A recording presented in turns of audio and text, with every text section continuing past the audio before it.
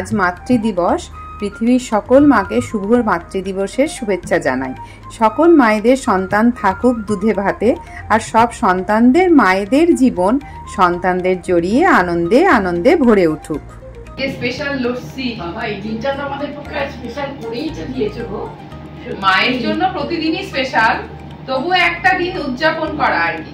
একটু মা লস্যি খেতে ভালোবাসে, তারপরে আজকে এখন এমন গরম না, কি বলবো, এত গরম যে কি বলবো, কিছু খেতে গলা দিয়ে ঢুকছে না। আজকে দুপুরবেলা তো রান্না বান্না করে সেই জল ঢালা ভাতই খাওয়া হয়েছে, মাও খেয়েছে আমিও খেয়েছি। আর অন্য কিছু খেতেও তো ইচ্ছে করছে না, মানে কিছু কোথাও যে গিয়ে একটুখানি কিছু খাবো দাবো এই গরমে আর ইচ্ছা করছে না। তো যাই হোক, এই যে ছোট্ট ছোট্ট মুহূর্ত, মানে ছোট্ট ছোট্ট জিনিস দিয়েও উদযাপন করা যায়। মা একটু বডি স্প্রে, মায়ের তো কিছু ব্যবহার করার জিনিস কিছু মানে কি দেব, মানে কোন বেশিরভাগই মা ব্যবহার করে না, আর হচ্ছে যেটুকু ব্যবহার করে, যেটুকু ভালোবাসে সেই নিয়েই উদযাপন করে। বডি স্প্রেটা সবসময় দরকার, ওই জন্য একটা দিলাম। কদিন আগে দেওয়া আছে, তবু এটাই দিলাম। আর এই ছোট্ট ছোট্ট অল্প অল্প দিয়েছি, কারণ মায়ের তো সুগার, বেশি দিলে তো ওই খাবে। দু রকমের দুটো দেওয়া হয়েছে। মায়ের পছন্দের জিনিস নিয়ে উদযাপন, একটু মনে রাখা আর কি। তো মা বলছে এটাকে আবার ভিডিও করবে, আমার কাছে বিরাট। মা বলছে এটাকে ভিডিও করবে, আমি বলছি একটু মুহূর্তকে মানে বন্দি করে রাখা। কারণ গত বছর মাদার্স ডে তে তো আমি তখন ব্লগিং করতাম না, তো একটুখানি লস্যি খাবো, একটু বসে গল্প করব, ব্যাস ওই মুহূর্তটুকুই আর কি। দেখো কেমন হয়েছে, দেখো।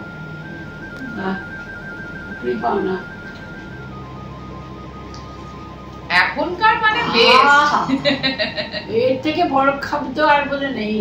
সারাদিনে যদি এইটাকেই থাকে তাহলেই ভালো হয়। খাওয়াতে তো মা মেনলি খেতে ভালোবাসে মিষ্টি, কিন্তু মিষ্টি জাতীয় জিনিস তো বেশি দেওয়াও যায় না। এই দুদিন আগে মাসিরা এসেছিল, সেদিন আইসক্রিম খাওয়া হয়েছে, মিষ্টি টিষ্টি খাওয়া হয়েছে। ওই জন্য ভাবলাম আজকে কিছু না, এদিকে বলে খাওয়া হয় না, খাওয়া হয় না, এদিকে সবই খাচ্ছি, সবই খাচ্ছে। খাওয়ার ক্ষেত্রে বিরতি নেই, সব সময় খাওয়া হচ্ছে। নমস্কার বন্ধুরা, অপরাহ্নের সূর্যতে তোমাদের সকলকে স্বাগত। কেমন আছো সবাই? সর্বশক্তিমানের কৃপায় আশা করি তোমরা খুব খুব খুব ভালো আছো। আজ মাতৃদিবসের কিছু স্পেশাল মোমেন্টস নিয়েই আজকের ব্লগটা বানালাম। যদিও মায়েদের জন্য সব দিনই স্পেশাল, তবুও সব কিছুরই তো একটা বিশেষ দিন লাগে উদযাপন করার জন্য।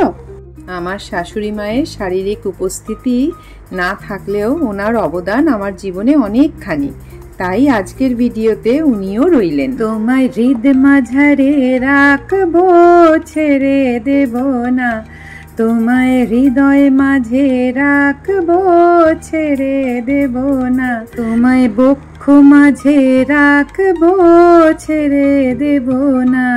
সব সন্তানদের মায়েদের উদ্দেশ্যে আর সব মায়েদের সন্তানদের উদ্দেশ্যে এই কথাটাই গুঞ্জরিত হয় মনের ভেতরে।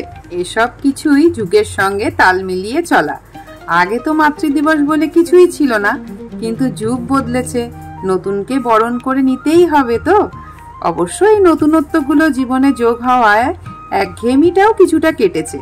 ভালোই লাগে এসব মুহূর্তগুলোকে এনজয় করতে। এত গরমে তো প্রথমে ভেবেইছিলাম কোথাও যাব না, মায়ের সাথে বসে গল্প করছিলাম, তোমরা তো সবাই দেখেছিলে। কিন্তু এত গরমেও বেরিয়ে পড়তে হলোই। ইচ্ছে ছিল না একদম, তবু ছেলেদের ইচ্ছায় এসে পড়লাম আউদে। যেহেতু এখানে কোনোদিনই আসা হয়নি, শুনেছিলাম এখানকার অ্যাম্বিয়েন্স খুব ভালো, তাই ছেলেদের বললাম ঠিক আছে, যাব যখন ওখানেই চল, ঘুরে আসি একটু।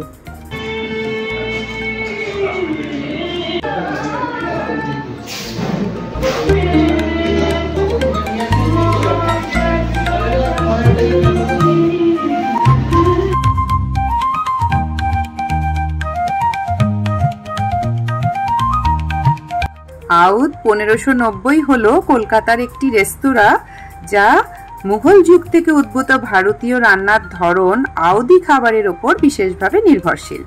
এটা তার সময়কালের খাবারের অভিজ্ঞতার জন্য পরিচিত, যা নবাবদের যুগের স্মৃতি মনে করিয়ে দেয় আমাদেরকে। এমন পরিবেশে খাঁটি আউদি সুস্বাদু খাবার সরবরাহ করে। রেস্তোরাঁটা তার বিরিয়ানি, বিশেষ করে আউদি হান্ডি বিরিয়ানি এবং গালৌটি কাবাব আর লখনৌ পরোটার মতো জনপ্রিয় খাবারের জন্য বিখ্যাত। আউদ 1590-এর লাইভ সঙ্গীতের জন্য প্রশংসিত ছিল, কিন্তু এখন আমরা গিয়ে কিন্তু কোনো লাইভ সঙ্গীত শুনতে পেলাম না, ওই অভিজ্ঞতাটা আমাদের হলো না। আমরা কিন্তু রেকর্ডেড বড়ে গুলাম আলী খান আর ফিরোজা বেগমের সঙ্গীত আমরা শুনতে পাচ্ছিলাম। খুব ভালো লাগছিল, সামগ্রিক পরিবেশ এবং খাবারের অভিজ্ঞতাকে আরও বাড়িয়ে তুলেছিল। রেস্তোরাঁটির প্রতিষ্ঠাতা শিলাদিত্য তার ভাই দেবাদিত্যের সাথে 2013 সালে কলকাতার প্রথম পিরিয়ড ডাইনিং রেস্তোরাঁ হিসেবে আউদ 1590 চালু করেন। আমরা মাটন হান্ডি বিরিয়ানি, প্রন কাবাব, চিকেন তন্দুরি অর্ডার করেছিলাম। বাড়ির থেকে তো জোর জবরদস্তি করে আমাকে বার করে এনেছিল ওরা। ভেবেছিলাম কিছুই খেতে পারবো না, কিন্তু ও মা, সুন্দর পরিবেশ আর সুন্দর মুহূর্তকে উপভোগ করতে করতে বেশ অনেকটাই খেয়ে ফেললাম। তবে পরিবেশ যতটা সুন্দর ছিল, খাবারটা কিন্তু খুব একটা মন ভরায়নি। যে বিরিয়ানি নিয়ে এত জনপ্রিয়তা, সেই বিরিয়ানিটাই আমার ভালো লাগেনি। খুব স্পাইসি ছিল according to my taste. Chicken তন্দুরিটা জুসি ছিল না, তবে প্রন কাবাব ভালো ছিল। কিন্তু শেষ পাতে তো মিষ্টি খেতেই হতো, তার মধ্যে আজ আবার একটা শুভদিন বলে কথা। ফিরনিটা কিন্তু দারুণ ছিল।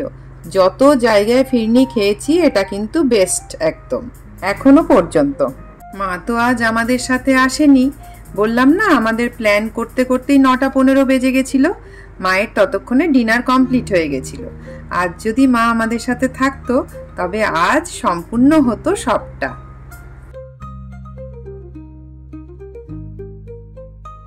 এখন রাত 11:30 মতো বাজে। রেস্টুরেন্ট পুরো ফাঁকা। দিনটা আজকে কিন্তু খুব ভালোই কাটলো। আরো ভালো লাগলো সুন্দর মুহূর্তগুলোকে তোমাদের সাথে ভাগ করে নিতে পারলাম বলে। তোমরা যারা এতক্ষণ ভিডিওটা দেখছো, তাদেরকে অনেক অনেক ধন্যবাদ। নতুন পুরনো সব বন্ধুদের অনেক ভালোবাসা। আমার কষ্ট করে বানানো ব্লগগুলো তোমাদের কেমন লাগছে জানাতে ভুলো না কিন্তু। ভালো লাগলে একটা লাইক করে দিও।